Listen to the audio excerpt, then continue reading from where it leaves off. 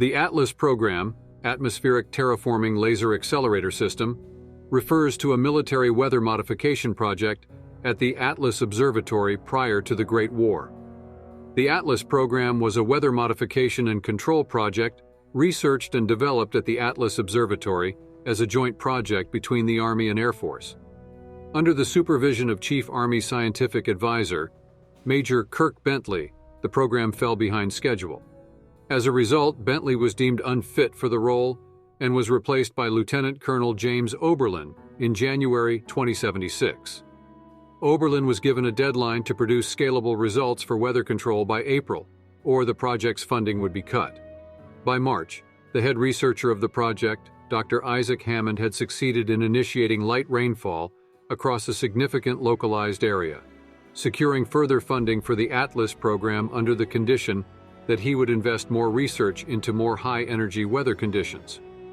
Additionally, Oberlin gave the ATLAS engineers the go-ahead to initiate construction of the accelerator, while continuing to improve the underlying technology of the system.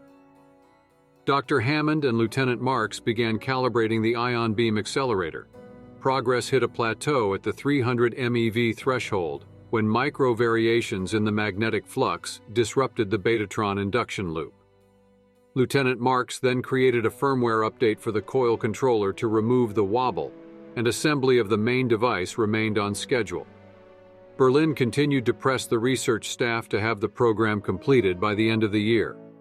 Dr. Hammond noted that the potential for ATLAS project could change the world, but if not carefully handled, could cause catastrophic damage. By August 2076, Dr. Hammond had been able to produce a wide variety of weather conditions based on the data his team had brought into the lab, and the prototype was able to produce near whiteout blizzard conditions, even covering the mountains near Pleasant Valley Ski Resort with fresh snow. Local media took note of the unusual occurrence, but did not connect the storms to the program. Tight security, trusted personnel, and an automated security system kept details of the program from leaking out. Oberlin met with his chain of command in Washington to go over military applications for the technology. The localized prototype was not ready for wide-scale use in war, but was ready for use in small skirmishes or certain clandestine operations. In August 2077, the ATLAS project had been fully approved and funded for military applications. Potential applications in the war effort against China included blanketing the nation in thick black clouds until the crops die out, wiping out naval ports with typhoons, or sending fierce lightning storms against vulnerable air bases to ground air units. Use as a tool to quell any potential domestic uprisings was also a consideration. Oberlin's assessment of the ATLAS system showed that it would diminish the threat of all-out nuclear war, and a string of bad weather would not be suspected as an American weapon.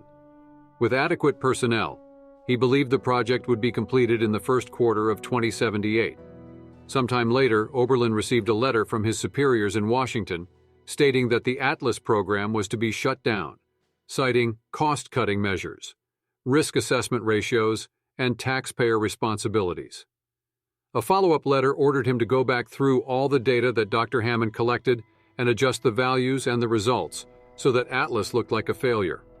However, these falsifications were not without merit, as Lieutenant Marks's reports indicated a variety of flaws that contributed to the decommissioning of the ATLAS program, such as stability issues, considerable resource need to create a consistently usable device, coolant need, and various diagnostic faults.